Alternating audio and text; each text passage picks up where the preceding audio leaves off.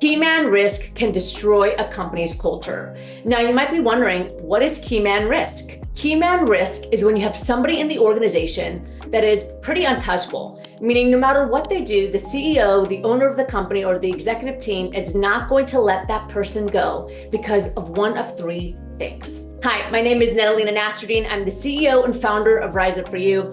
And my team and I, we get the greatest honor of working with organizations around the world to enhance culture, leadership, and overall team communication. The cool thing is we are day in and day out actively having conversations with executives, business owners, and leaders on some of the top challenges today. And keyman risk is one of them. And I'm going to break it down.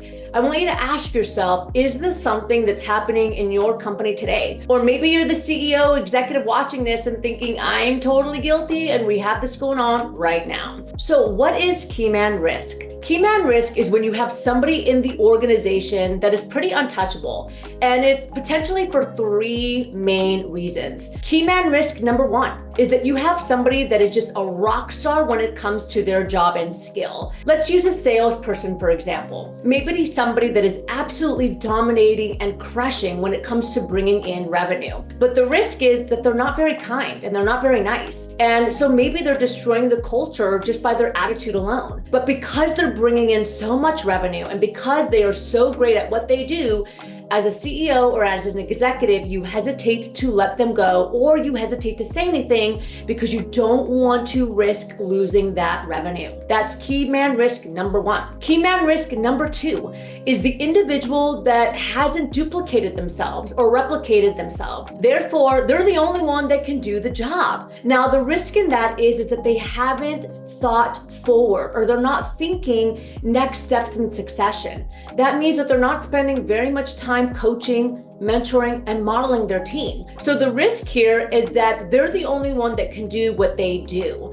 And you need them because they're the ones that are driving results forward, a little bit different than the first example that I gave you. So for example, you might be a CEO watching this right now, and maybe you've grown this amazing company, but at the end of the day, if you left and walked away, the company would collapse. That's because there's information or there's things that you have and that you know that nobody else has or knows.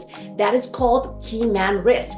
That's number two. And keyman risk number three is when you have somebody in the organization that the CEO or the executive just loves so much. Maybe they have a strong connection, might even be a family member. We see this often, that you just don't want to let go, or that you don't want to discipline or have conversations with because maybe they're a son or a daughter, or maybe they're a wife, or maybe they're just a relative, or they're related to you in some way, shape, or form. And so at the end of the day, no matter what happens, no matter what they do, they're going to stay a part of the organization. Now, we see these three cases often, believe it or not.